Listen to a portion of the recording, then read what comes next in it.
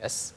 As an economist, how do you look at what is happening there on the Korean Peninsula and what is happening with all these players, Beijing, Washington, D.C., this upcoming summit, and more? Well, first of all, I think the deal between the U.S. and North Korea about the denuclearization is as complicated as the trade deal between China and the U.S. So there's a lot of dimensions, a lot of kind of interest at stake in there.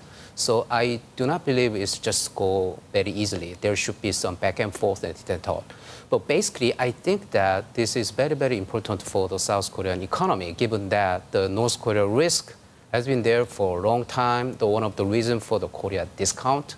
And also, there's unnecessary spending on a defense, on a fiscal, given that the Korean economy itself will face aging society. So, for the South Korea perspective, this is the most important agenda for the Korean economy in the longer term. They must like, in some senses, the Korea discount, because it applies to the won as well, which makes their goods more competitive abroad. But is that premium, or discount, should I say, disappearing? Because of late, even for the last 6 months, we've seen how the South Korean market has been ramping up. Well, sure. I mean, so in terms of the equity market, the many people say that the North Korea is one of the discounting factor.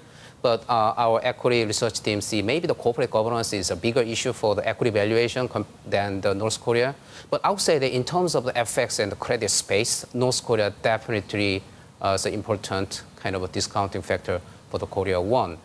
So in the longer term, if everything goes very well, that means CVID, complete, verifiable, irreversible dismantling actually happening, and inspection is done, examination is done, and that, after that, the UN economic sanctions are lifted. And then what's the next? Then we think the economic cooperation and some support for the North Korea, that would be the very positive for the Korean industry, given that now some of the Korean industry sectors are struggling with the overcapacity. So North Korea itself provide very cheap labor cost, and also itself, North Korea potentially is a consumer to market. Well, I'm not going to say it, but absolutely. You know, the thing is, it's not a skilled workforce. This is the problem to the extent that you see in the South. Dan, sorry.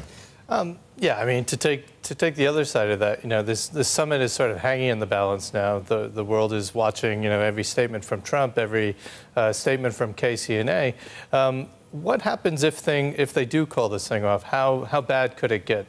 Well, I would not completely rule out the possibility of the last-minute cancellation of this summit, but not because of the deal broke. It's more like some part of the strategy, negotiation strategy. Maybe it's from Trump or it's from Kim Jong-un. It could be possible. But one thing for sure to me that now the China and the U.S. have some common interest on the Korean Peninsula. That's the denuclearization. From the U.S. perspective and also China perspective, they all agree with that one. Number two, between North and South Korea, they have some common interest, right? The peace agreement between two. So I still see there's a lot of room for agreement. Maybe we can see agreement in principle. Obviously, devils are in detail, right? So as I said, right, this deal is as complicated as the trade deal.